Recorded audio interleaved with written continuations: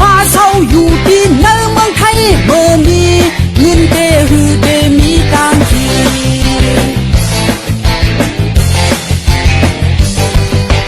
เทว่ามือเลี้ยวไว้ก็ได้ก็มันมีตังน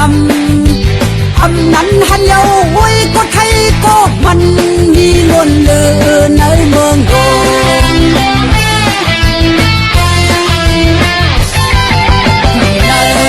เชียงใหม่ที่มันอันถึงในหือเดมีเย้าเมื่อเดียวอันมันอันกินในหือเดมีเย้าเมื่อเดียวเป็นคนเมานำเหล้าเป็นคนเมาปาแทงสาวทุ่งความไตเฮาลัดที่ว่าสายไอตี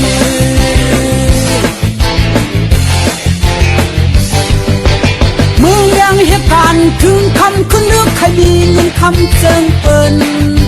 โปวนพลังที่นาเฮือนเฮาตีมีโปตังแม่ก็มองไปลูก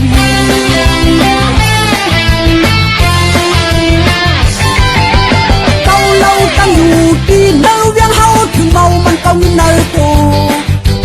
นอนขึ้นพื้นตื่นอย่าวนด้วยขึ้นซึ่งมันเปลีโก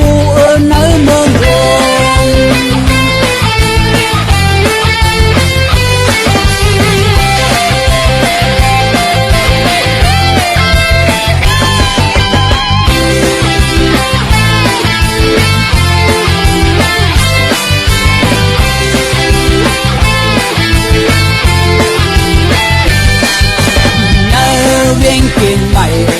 ที่มัน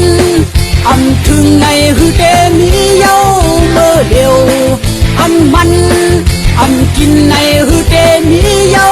เมื่อเดียวเป็นคนเมานำเหล้า